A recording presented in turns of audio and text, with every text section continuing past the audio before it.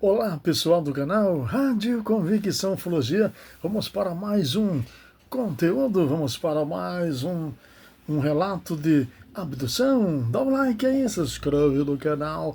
Vamos lá, o caso de abdução em Bebedouro, Minas Gerais. O caso de abdução em Bebedouro, Minas Gerais. No dia 4 de maio de 1969, o soldado José Antônio da Silva estava pescando numa lagoa em Bebedouro, próximo a Matozinhos, Minas Gerais, quando, por volta das 15 horas, ouviu um ruído no mato às suas costas. Ao olhar para trás, observou alguns vultos no meio dos capins altos. Ele ouviu um gemido abafados, sendo logo em seguida atingido por uma espécie de fogo. Parecia fogo, mas não era, porque não me queimou. Era um fecho de luz esverdeada no centro e avermelhada nas bordas. Sentindo cãibra e adormecido nas pernas, ele se ajoelhou automaticamente, deixando cair a vara de pesca, e ficou incapaz de andar ou reagir. Vamos seguindo?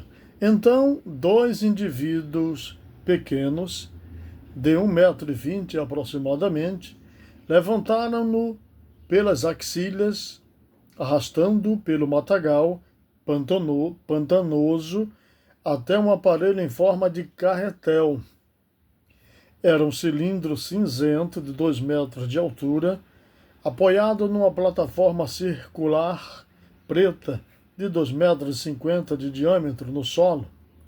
Na extremidade superior havia outra plataforma circular, um pouco maior, uns 3 metros de diâmetro. Entraram por uma abertura na parte cilíndrica, num compartimento quadrangular, todo iluminado, porém sem luzes aparentes. Os tripulantes vestiam roupa clara, brilhante, engomada nas articulações dos joelhos e cotovelos, cobrindo a cabeça um capacete de cor cinza fosca, como um alumínio em brilho, redondo na parte de trás, de esquinado na frente, aplanando-se a partir da testa, exceto ao nível do nariz, onde havia saliência correspondente. Na altura dos olhos, 2 orifícios redondos. Aparentemente rígida, essa máscara descia larga sobre os ombros e não tinha conexão com o vestuário. Da parte inferior, saía um tubo semelhante a plástico que, passando sobre o peito, sobre as axilas, terminavam num pequeno bujão fixado nas costas.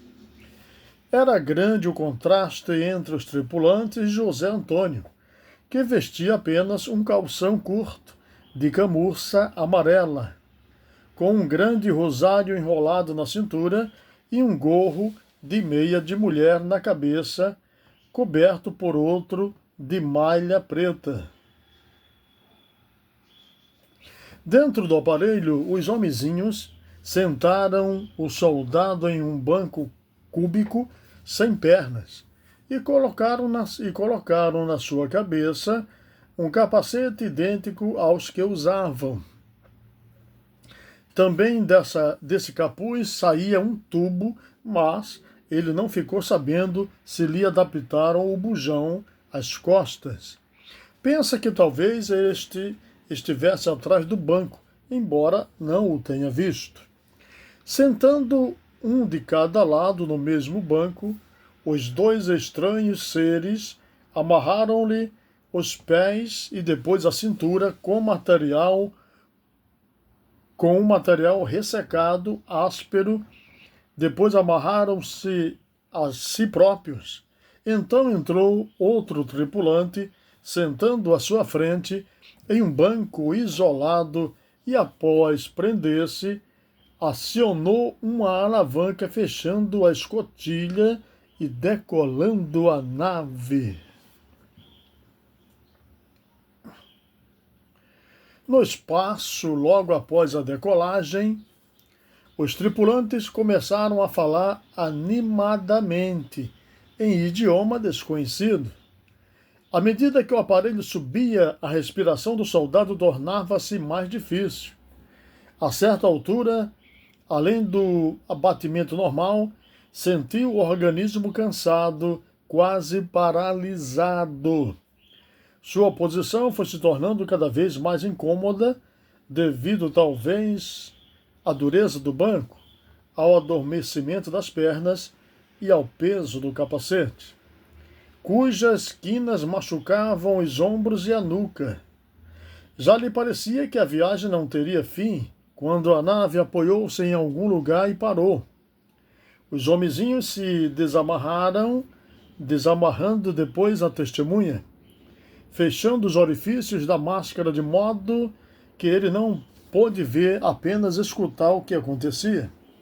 Em seguida, pegaram-no pelas axilas e o levaram a outro lugar, onde também havia um banco duro. Só então abriram os orifícios da máscara.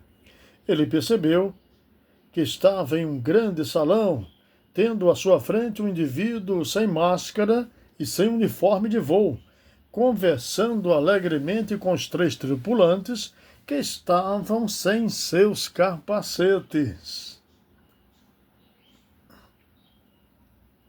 Segundo José, estes seres tinham cabelos longos, ondulados e avermelhados, barba espessa e comprida, chegando até o abdômen, pele clara, olhos arredondados, grandes, com esclerótica, mais escura do que a pele, pupilas bem escuras, sobrancelhas grossas, nariz afilado e comprido, orelhas grandes, despontadas na parte superior, boca larga, parecendo boca de peixe.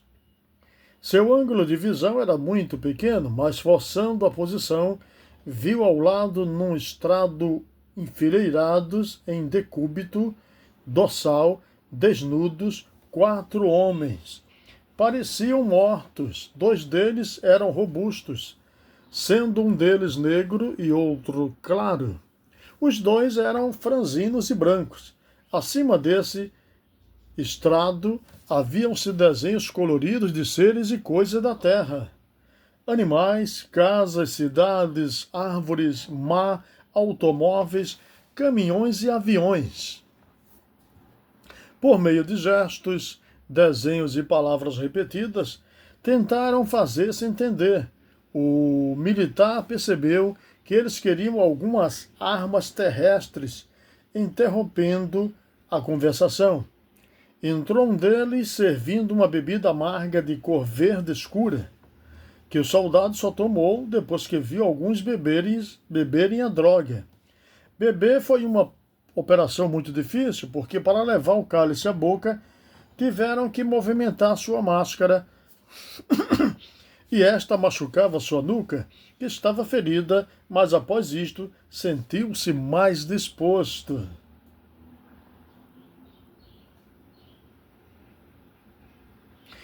Após disso, sentiram-se mais dispostos. Vamos subindo aqui. Não tem mais, tem mais. Dentre os aspectos abordados na tentativa de comunicação, José não tem dúvidas de que aqueles indivíduos estavam insistindo para que ele os auxiliassem em seus propósitos relacionados com nossa sociedade. O líder propôs levá-lo de volta à Terra, onde durante 3 anos ficaria colhendo informações para eles. Mandaria depois buscá-lo para junto deles, a fim de que estudasse ali num período de 7 anos. Finalmente deixá-lo ir definitivamente na Terra como um guia para a sua gente. Devo entender? Como resposta, José Antônio fez um sinal negativo para indicar sua recusa e, manipulando o rosário, começou a rezar em voz alta. Mas o chefe, demonstrando irritação, arrancou o crucifixo.